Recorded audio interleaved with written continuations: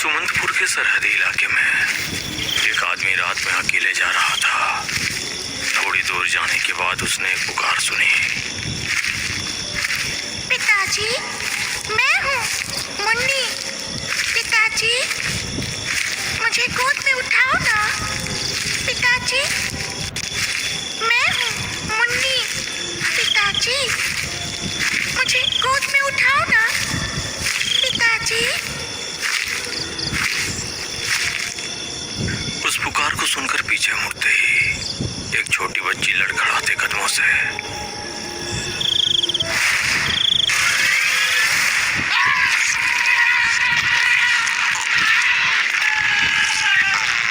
चलते हुए आकर उसके बाल पर खाती है। ले चलो रे, मुझे गांव ले चलो रे। जोर से चिल्लाते हुए, भयानक ढंग से हंसते हुए उसे आवाहन करके गांव की ओर चलती है।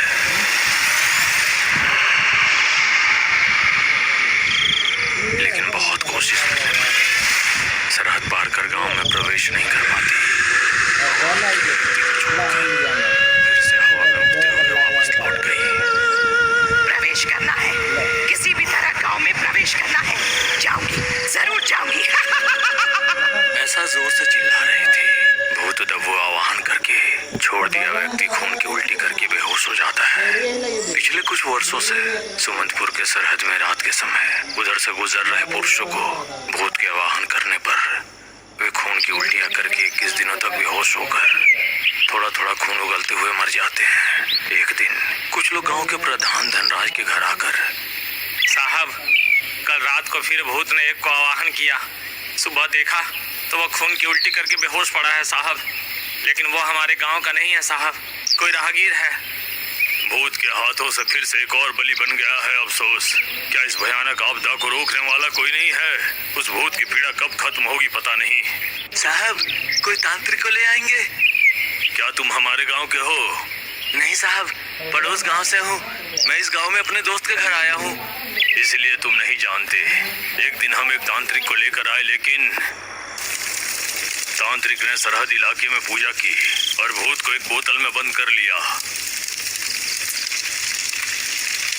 लेकिन भूत ने बोतल को फोड़कर हमारी आंखों के सामने उस तांत्रिक को मार डाला।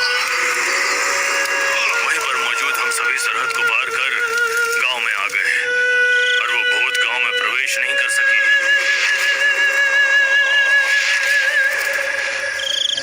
इसलिए हमने अपनी जान नहीं गंवाई, अन्यथा मैं भी उस दिन उस भूत के हाथों मर जाता। ऐसा होने के बाद भी काफी जगहों से कई तांत्रिकों को लाया गया, लेकिन भूत की ताकत का सामना वे नहीं कर सके और वे तांत्रिक भाग गए। अफसोस की बात है, अब तक उस भूत के हाथों में बहुत सारे लोग मारे गए हैं, लेकिन फिर भी हम उसका कुछ नहीं कर पाए। वो भूत हमारे गांव की पीड़ा बन गई। एक रात सरहदी इलाके में सड़क पर जा रहे एक व्यक्ति को, पिताजी, मैं हूँ मुन्नी। पिताजी, मुझे गोद में उठाओ ना। पिताजी, मैं हूँ मुन्नी। पिताजी, पिताजी, मुझे गोद में उठाओ ना। मैं हूँ मुन्नी, मुझे गोद में उठाओ ना। पिताजी, मैं हूँ मुन्नी। ऐसा बुलाते ही उधर से गुजर रहा व्यक्ति पीछे मुड़ते ही एक छोटी बच्ची लड़खड़ाते कदमों से चलते हुए आकर उसके कंधों पर चढ़कर बैठ गई। बाल को नोचकर खाती है।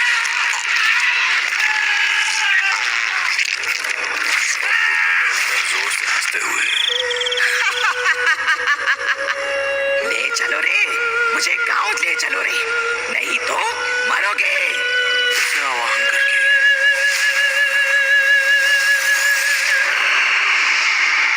गांव की ओर चलती है, लेकिन बहुत कोशिश करने पर भी सरहद पार कर गांव में प्रवेश नहीं कर पाती। उसे छोड़कर वापस लौट गई। भूत द्वारा आवाहन करके छोड़ दिया व्यक्ति खून की उल्टी करके बेहोश हो जाता है। ये सब एक पेड़ के ऊपर से लेटा हुआ नाटा भूत देखकर वापस लौट रही भूत को नाटा भूत रोकने की कोशिश करता है।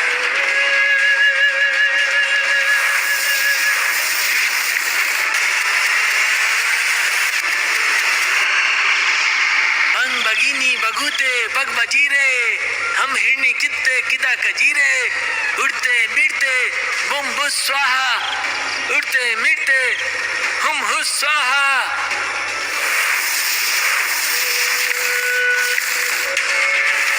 नाटा भूत की बहुत कोशिश करने लगी।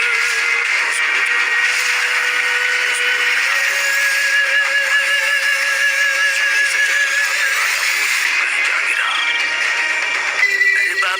कितनी जोर से लात मारी। शैतान भूत, रुको तुम्हारी खबर लेता हूँ। तुम्हारे बारे में अभी अपनी मंत्र वाली काकी को बताता हूँ।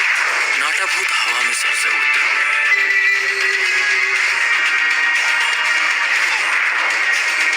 हुआ जाकर सब कुछ मंत्र वाली काकी को बताकर काकी को सुमंतपुर ले आता है।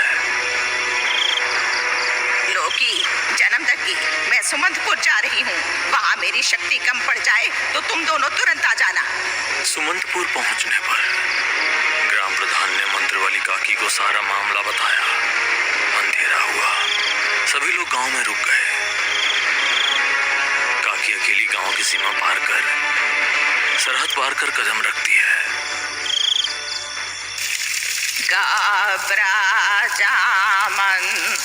गाबरा जमान जोन, गाबरा जमान जो। जैसे ही मंत्र का उच्चारण किया गया, हवा में उड़ता हुआ आया। बनाने की कोशिश करती है। काकी की मंत्र शक्ति से बचकर भागते समय जमदग्नि लोकी दोनों बिजली की गति से आकर हवा में उड़ रहे उस भूत को हवा में ही दोनों तरफ से बंदी बना गए। आ गए तुम लोग। लोकी जमदग्नि भूत को बंदी बनाते मंत्र वाली काकी नाटा भूत के बालों के ऊपर बैठकर हवा में उड़ते हुए जाकर भूत से, तुम कौन हो? तुमने दोष पुरुषों को क्यों मार रही हो? आखिर तुम क्या चाहती हो? मेरा नाम हाथी है। हमारा गांव भी यही सुमंतपुर है। ठीक 16 साल पहले हम गांव में खेती का काम करते थे। हमारी शादी के काफी समय बाद 3 लड़कियां पैदा हुई और एक के बाद 1 साल के अंदर तीनों की मौत हो गई। बच्चे पैदा होते हैं और मर जाते हैं। मेरे भाग्य में अब संतान सुख नहीं है, इसलिए मैं रोज दुखी होती थी।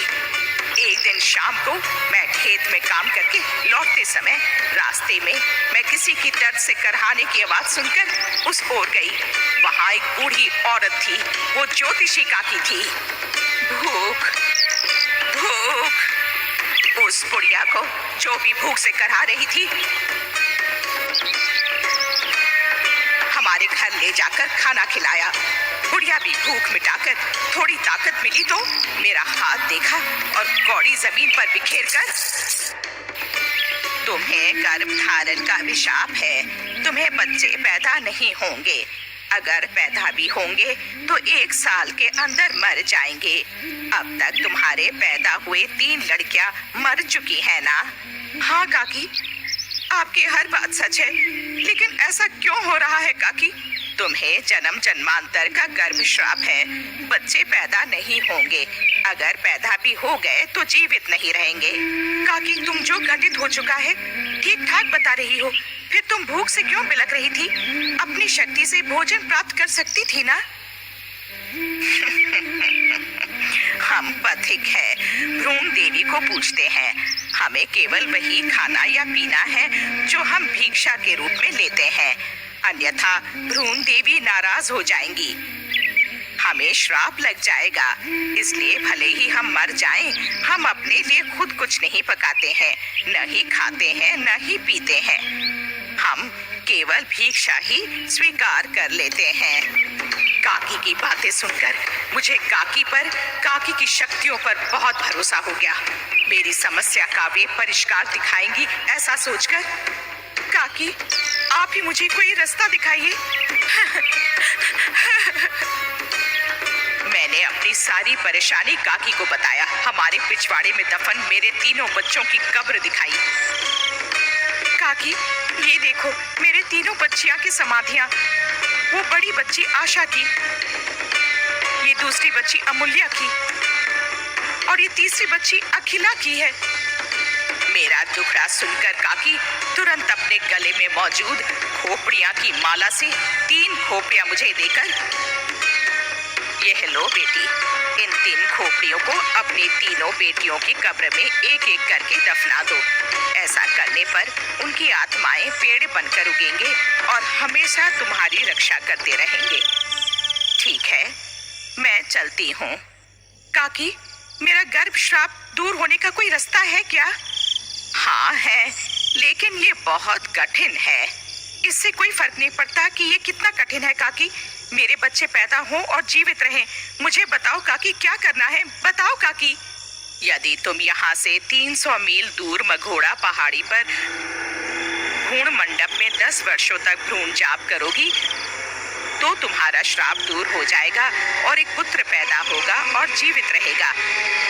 लेकिन उस क्षुद्र जाप शुरू करने के बाद किसी भी हालत में उस पूजा को बीच में नहीं रोकनी चाहिए। अगर रुक जाती है तो वापस सरहद पार कर अपने गांव में नहीं जा सकती। यहाँ तक कि तुम्हें अपने पति को भी त्यागना पड़ेगा। यदि तुम क्षुद्र पूजा को बीच में रोकती हो तो तुम्हारे रक्त संबंधियों या आत्मिक रिश्तेदारों की ही पूजा से पूरा करना चाहिए। ऐसा करने पर ही तुम्हें फल मिलेगा। ध्यान से, मैं चलती हूँ। ध्यान से। मुझे विस्तार से बताया कि भ्रूण देवता की पूजा कैसे करना है और मुझे मंत्र बताया। एक दिन हमारे घर में, सुनिए जी, हमारे बच्चे पैदा होने का एक परिष्कार है। तुमसे शादी करने के बाद मेरी ऐसी किस्मत कहाँ, बताओ। हमारे बच्चे पैदा होते हैं और मर जाते हैं, यही होता है। उन्हें बेवजह क्यों जन्म देना, फिर उन्हें क्यों मारना? अब ये विचार छोड़ दो। नहीं जी, ज्योतिषी काकी ने मुझे एक युक्ति बताई। वे बहुत शक्तिशाली है। उसने मेरा हाथ देखा और सब कुछ बता दिया। मेरा विश्वास कीजिए, मैं आपके वारिस को जन्म दूंगी जी। मैंने अपने पति को काकी द्वारा बताई गई क्षुद्र पूजा के बारे में बताया था, लेकिन मेरे पति। अगर उस ज्योतिषी बुढ़िया ने कुछ कहा तो उस पर विश्वास करने के लिए तुम पागल हो क्या? कोई भ्रूण पूजा नहीं, कोई हुरून पूजा नहीं। अपना मुंह बंद रखो। मेरे पति ने मुझे गुस्से में डांटा, लेकिन मेरे पति को लड़कों से बहुत प्यार है। किसी भी तरह उन्हें एक लड़का देकर उन्हें पिता बनाने के लिए उन्हें भी बताया बिना मैं क्षुद्र पूजा करने के लिए उस पहाड़ी पर चली गई जहां भ्रूण देवता मंडप स्थित है। काकी के बताए अनुसार रोज भ्रूण की मूर्ति को पोंछकर पानी से धोकर साफ करके उसके सामने रंगोली बनाकर क्षुद्र जाप करने लगी। कृतं च साधनं गर्भपाप प्रायश्चित भ्रूण क्षीणं कणं करं प्रवर्तयं सुखप्रदं कामं शं प्रं कृतं च साधनं गर्भपाप प्रायश्चित भ्रूण क्षीणं कणं करं प्रवर्तयं सुखप्रदं कामं शं प्रं। इस तरह मैं प्रतिदिन मंत्र पढ़कर भ्रूण मूर्ति की पूजा करती थी। इस तरह कुछ वर्षों तक मैंने अपने स्वास्थ्य की परवाह किए बिना नियमित रूप से शुद्ध मंत्र का जाप करती रही। 3 दिन शेष थे कि 10 वर्ष पूरा होने के लिए मेरा स्वास्थ्य पूर्णतया खराब हो गया। जाप करते करते मेरी मृत्यु हो गई। मैं मरकर आत्मा बन गई। मैं आत्मा बनकर बाकी बचे 3 दिनों की पूजा पूरी करने की कोशिश की, लेकिन मैं उस मंडप के अंदर भी नहीं जा सकी जहाँ प्रतिमा स्थित है। अपने गांव वापस जाकर अपने पति के पास जाना चाहती थी, लेकिन मैं सीमा पार नहीं कर सकी। यदि तुम पूजा पूरी नहीं कर सकी तो अपने गांव में भी नहीं जा सकती। तब से मैं आत्मा बनकर पूजा पूरी करने में असमर्थ, सरहद पार कर गांव में जाने में असमर्थ, इधर से गुजरने वाले पुरुषों में अपने पति को देखकर एक छोटा लड़का बनकर उन्हें आह्वान करके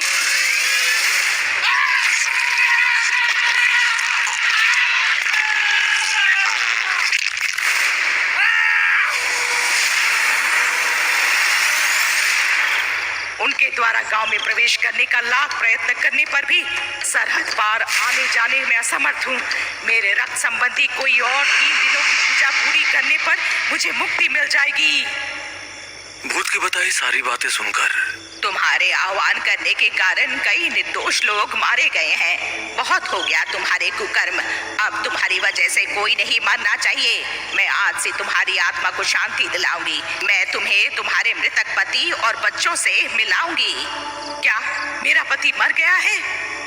तुम्हारे छोड़कर जाने के कुछ महीने बाद तुम्हारा पति, उसका इस दुनिया में कोई नहीं है, इस दुख से बीमार होकर उसकी मृत्यु हो गई। मैंने ये सब अपने पति के लिए ही किया, उन्हें एक बच्चा देकर उन्हें पिता बनाने के लिए, लेकिन अब वे ही नहीं रहे। तुम्हारी आत्मा को शांति मिले और तुम्हारे जन्म जन्मांतर का गर्भ श्राप दूर हो, इसके लिए बाकी बचे 3 दिनों की पूजा किसी भी तरह पूरी करनी होगी। मैं कैसे कर सकती हूँ? मैं एक आत्मा हूँ, मैं उस भ्रूण मंडप में नहीं जा सकती, मैं उस मूर्ति को छू नहीं सकती, फिर मैं पूजा कैसे कर सकती हूँ? उसका एक उपाय है। लोकी, तुम जाकर भारती के घर के पिछवाड़े में उसके पति की अस्थियां और 3 बच्चों की कब्र में उस ज्योतिषी काकी द्वारा दी गई मंत्र खोपड़ियां ले आओ। जाओ। ऐसा कहते ही लोकी जाकर भारती के पति की अस्थियां 3 मायावी खोपड़ियां लाकर गांव के सरहद पर काकी के सामने रख दिया। मंत्र वाली काकी बेताल तंत्र करके भारती के तीनों बच्चों की आत्माओं को बुलाती है। गाब्राजामांजू,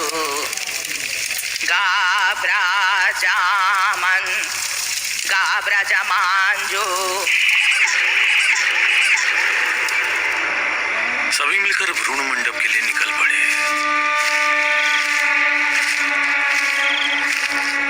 मंत्र वाली काकी, जमदगिन, लोकी के साथ नाटा भूत, भारती भूत और 3 बाल आत्माएं मिलकर भ्रूण मंडप पहुंचकर लोकी, जन्मदगी, अपने अपने बेताल मुकुट निकालकर प्रत्येक बच्चे आत्मा के सामने रखो।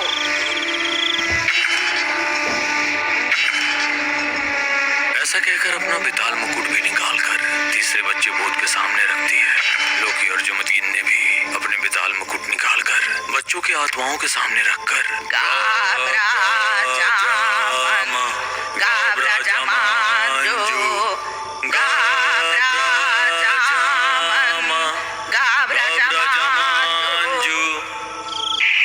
मंत्र का जाप करके तीनों बच्चों भूतों की आत्माएं वहां मौजूद कौवा, हंस और सांप में प्रवेश कर जाती है। काकी तुरंत भूत से, ये देखो, ये तीनों प्राणी अब तुम्हारे आत्म संबंधी हैं। ये तुम्हारी शेष 3 दिनों की पूजा पूरी करेंगे। इनकी आत्माएं 3 दिनों तक इन प्राणियों में रहेंगी। क्योंकि तुम मंडप के अंदर नहीं जा सकती, इसलिए बाहर रहकर मंत्र का जाप करो। काकी के बताए अनुसार भूत मंडप के बाहर से मंत्र का जाप कर रही थी। कृतम छा साधनम गर्भ पाप परिहारम पिंड क्षीणम कनम करम करवर्तर्प्यम सुखप्रदम ब्रह्म रम रम रम। कौवे के रूप में आशा की आत्मा पंखों को जोर से फड़फड़ाने पर मंडप में भ्रूण की मूर्ति पर लगी सारी धूल उड़ गई। हंस के रूप में अमूल्या की आत्मा तालाब में भीगकर मंडप में आई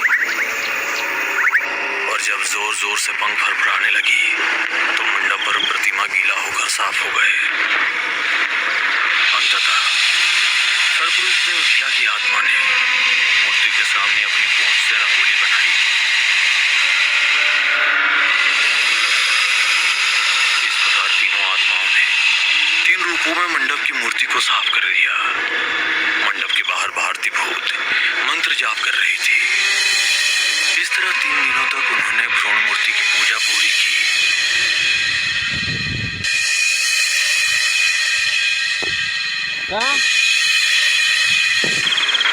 मंत्र वाली काकी, जमदगिन, लोकी के पास बेताल मुकुट नहीं होने के कारण बदले की भावना से क्रोधित भूत और आत्माएं रात के समय उन पर हमला करते हैं, लेकिन वे उन्हें रोक रहे हैं।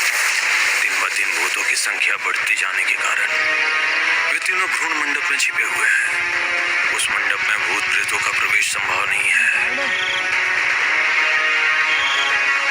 तीसरा दिन पूरा होते ही नाटा भूत जाप करने वाले भूत के चारों ओर मौजूद 3 बेताल मुकुट लेकर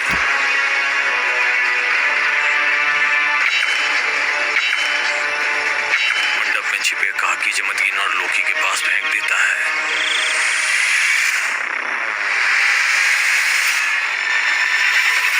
लेकर उन भूतों को खत्म करते हैं।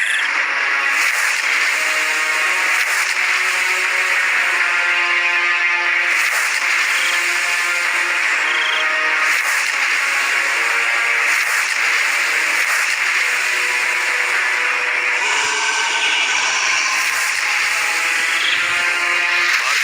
का श्राप दूर होते ही वो आत्मा अपने पति की कब्र में चली गई। भारती का कंकाल उसके पति की कब्र के बगल में दफना दिया गया। सुमंतपुर गांव के लोगों को भूत की पीड़ा से मुक्ति मिल गई। सभी अब रात में भी निर्भय होकर सरहद के रास्ते पर जा रहे हैं। चलिए और किसी गांव में कुछ आपदा है, भूतों का काम तमाम करते हैं।